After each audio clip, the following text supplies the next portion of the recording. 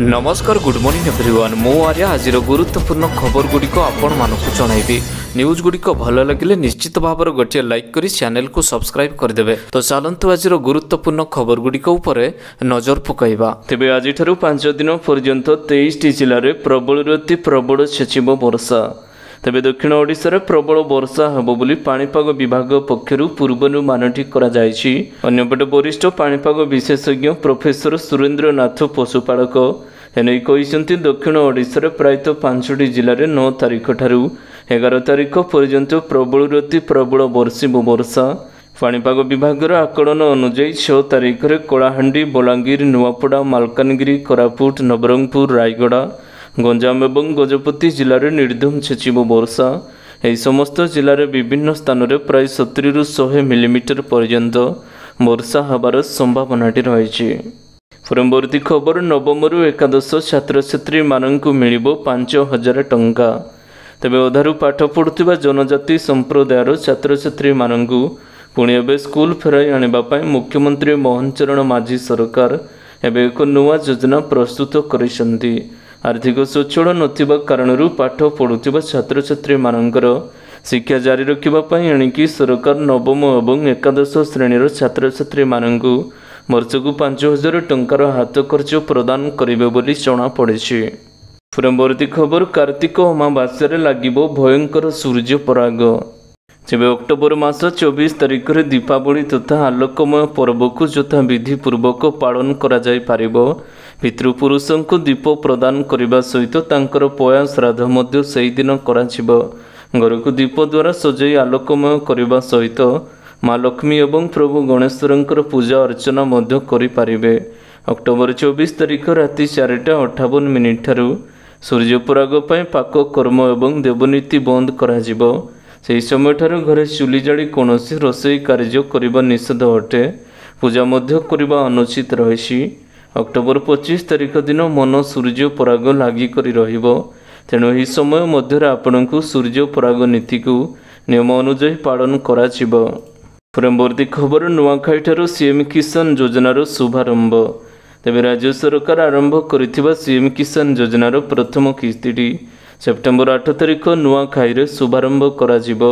एने कृषि एवं कृषक सशक्तिकरण विभाग दायित्व रे थिबा उप मुख्यमंत्री कनक वर्धन सिंहदेव एवं समस्त जिलापाल मानक सहित आलोचना करी सूचना प्रदान करिसेंती। लोकसभा भवन सम्मेलनी कक्ष रे डिजिटल फसलर सर्वेक्षण समीक्षा बैठक रे उप मुख्यमंत्री एने समीक्षा करिथिबा जଣା पड़िछि। यापर उप मुख्यमंत्री कहिसेंती जे ई चाष आप जरिया रे डिजिटल फसलर सर्वेक्षण करा जाउअछि। परवर्ती खबर केंद्र श्रम मंत्री घोषणा सबु बैंक शाखार मिलिबो ईपीएफओ पेंशन टंका। तेबे एणिकी अणसंगठित क्षेत्र में कर्मचारी माने कर्मचारी भविष्य निधि पांठी पेंशन पाइबाटी सहज होइजिबो। कारण नुआ व्यवस्था अनुଯାयी आगामी दिन में कर्मचारी माने देशर जेकोसी स्थान में कौनसी भी बैंक शाखार पेंशन टी पाई पारिबे। यह परिवर्तन आसंता वर्ष ठारू अर्थात 2025 जनवरी 1 ठारू एवं कार्यकारी कराजिबो। आज केंद्र श्रम मंत्री संपर्क में घोषणा करिसेंती। परवर्ती खबर माड़ी आसुछि सामुद्रिक झड़ आहुरी गंभीर होई पारे आंध्र प्रदेशर स्थिति। तेबे वर्षा एवं बन्या को नहीं आंध्र प्रदेश एवं तेलंगाना स्थिति एवं मध्य जटिल हो जाई अछि। उभय राज्य में हजार हजार लोक एवं मध्य जलबंदी होई रहिथिबा बेले जोगाजोग क्षेत्र मध्य विच्छिन्न होई पड़ी अछि। सड़क एवं रोडपथ स्वाभाविक होई नाही। नहीं परिवहन व्यवस्था भारी मात्रा प्रभावित होई अछि। फल लोकमानक निकट आवश्यक सामग्री पहुँचवा कष्टकर होई पड़ी अछि। त्रिपुरा समेत यह दुई राज्य में सप्ताहक मध्य 70 जनकर मृत्यु होई अछि। परवर्ती खबर खुशीर खबर ट्रैफिक चालान छाड़ हेबो 14 सेप्टेम्बर रे। तेबे दुर्घटना को रोकने ट्रैफिक नियम प्रस्तुत करा जाई अछि। जो माने नियम भांगी थांती सेमानंको उपरे जरिमानाटी लागू करा जाए। यह सत्य लोक माने अनेक थर नियम भांगती एवं सेमानंको विरोध रे ट्रैफिक चालानटी कटा जाई थाए। केवल दोष न थाई मध्य ट्रैफिक चालान काटी थाए। तेबे जो मानंकर एपरि चालान कटा जाई अछि सेप्टेम्बर 14 तारिख रे अदालत देश रे विभिन्न अंचल रे अनुष्ठित हेबाकु जाउछि एवं आपणकर ट्रैफिक चालानटी सेहि दिन छाड़ होई जिवो। परवर्ती खबर सबु पंचायत रे कराजिबो मॉडल स्कूल। तेबे राज्य प्रति ग्रामांचल हेबाकु जाउछि मॉडल प्राथमिक स्कूल शिक्षा को सुदृढ़ करने को राज्य सरकार एभली निष्पत्ति नहीं। गुरु दिवस अवसर में ओटीवी को एक स्वतंत्र साक्षात्कार यह सूचना देइछन्ति मुख्यमंत्री मोहन चरण माझी। मॉडल स्कूल गुड़िकर ना रहिबो गोदावरीश मिश्र आदर्श प्राथमिक विद्यालय। प्रथम पर्यायर राज्य में एमिति 500 स्कूल विकसित करा जिवो। परवर्ती पर्यायर सबु पंचायत एमिति स्कूल हेबाकु जाउछि। परवर्ती खबर 29 ग्रंथागार 68 पदवी 61 खाली। तेबे ग्रंथागारिक कि सहायक कि परिचारक केही नांती। पाठागार ओडाइबाकु झाड़ूदार कि जगिबाकु जगुआड़ी मध्य नांती। यह होउछि राज्यर सरकारी पाठागार गुड़िकर अवस्था जोंटी दीर्घ दिन धरी बिना कर्मचारी पाठागार गुड़िक चलुछि। राज्य में 29टी सार्वजनिक पाठागार रही से मंजूरी प्राप्त पदवी संख्या रही 68। दुर्भाग्य कि 68 रु 61 पदवी खाली पड़ी जो ग्रंथागार सहायक ग्रंथागार परिचारक झाड़ूदार तथा जगुआड़ी भली विभिन्न पदवी मध्य रही। परवर्ती खबर गुरु दिवस रे कमिला सुनार दर। तेज सेप्टेम्बर 5 तारिख गुरुवार दिन सुना दरटी ह्रास पाई।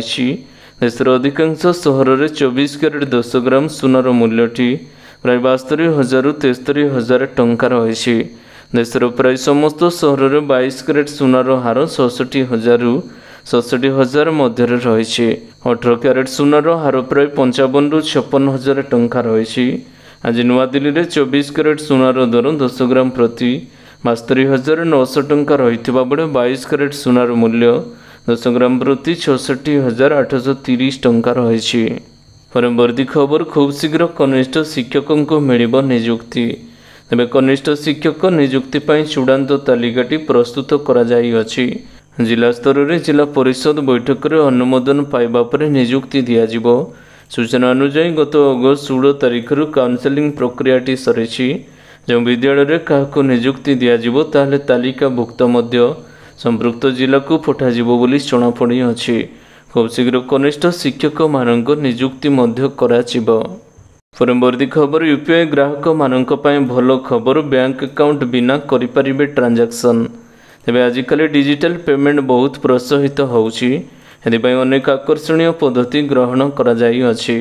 ग्राहक मानक पय विभिन्न योजनाटी आरंभ करा जाई अछि जद्वारा से सर्वाधिक डिजिटल पेमेंट टी परिपारिबे। संप्रति एनपीसीआई प्रतिनिधि पेमेंट सिस्टम आधारित यूपीआई सर्कल सेवा मध्य आरंभ करा जाई अछि।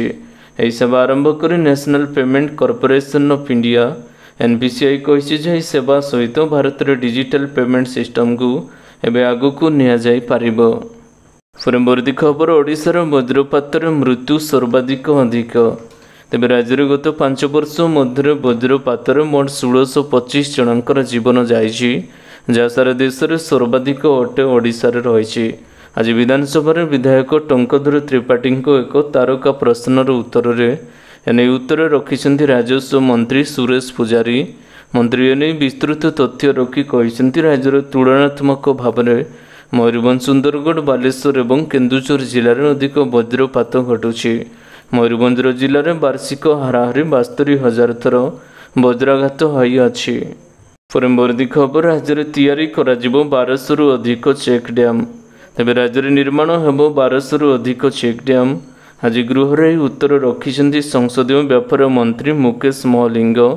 एने मंत्री कहिसेंति राज्य में 2022 रु 2025 भितर 1280 चेक डैम निर्माण पर प्रस्ताव करा जाई अछि। 2025 सुधा 585 चेक डैम निर्माण सरिबो बोली कहिसेंति मंत्री। परवर्ती खबर सुभद्रा योजना पर आधार कार्ड संशोधन निमंते प्रबल भिड़। एवं सुभद्रा योजना पर आधार कार्ड संशोधन निमंते विभिन्न पोस्ट ऑफिस आधार केन्द्र गुड़िकर प्रबल भिड़ लगी रही। विभिन्न दूर दूरांत ग्रामरू आदिवासी महिला माने निज निज आधार कार्ड संशोधन करने को आसी घंटा घंटा धाड़ी ठिया होई संशोधन कर न पारि एवं हैरान होउछन्ति। मालकानगिरी सदर ब्लॉक रे थिबा आधार केन्द्र रे प्रतिदिन 100 महिला भिड़ लगी। आज उक्त केन्द्रटीर कौनसी कारण जोगु बंद थिबारु 100 महिला निराश होई फेरिथिबा देखा जायछि। परवर्ती खबर बन्या बंद न होबारु 30 जन अधिकारी मृत्युदंड।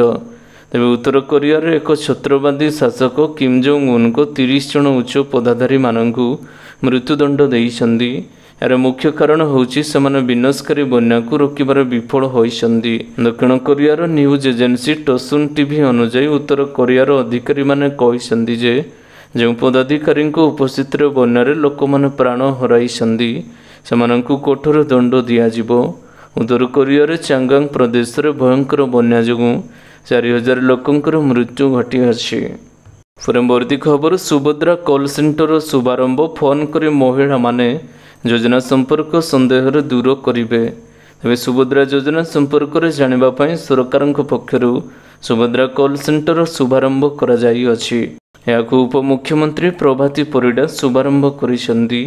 14678 ଟୋଲ୍ ଫ୍ରି ନମ୍ବରରେ ଫୋନ୍ଟି କରିପାରିବେ।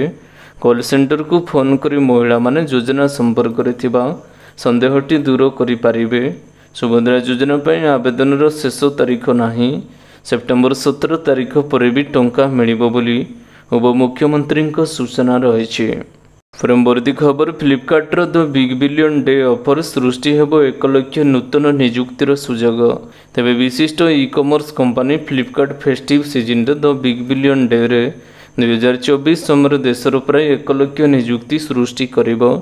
ବୁଧବାର ଫ୍ଲିପକାର୍ଟ ଏହାର ଏକ ବୟାନରେ କହିଛି କି ଆସନ୍ତା ସିଜନ୍ ସେଲ୍ ପୂର୍ବରୁ 9ଟି ସହରରେ 11ଟି ନୂତନ ଫୁଲଫିଲମେଣ୍ଟ ସେଣ୍ଟର ଖୋଲାଯିବ। ଏହା ସହିତ ଦେଶରେ ଫ୍ଲିପକାର୍ଟ ସପ୍ଲାଇ କେନ୍ଦ୍ର 83କୁ ବୃଦ୍ଧି ପାଇବ।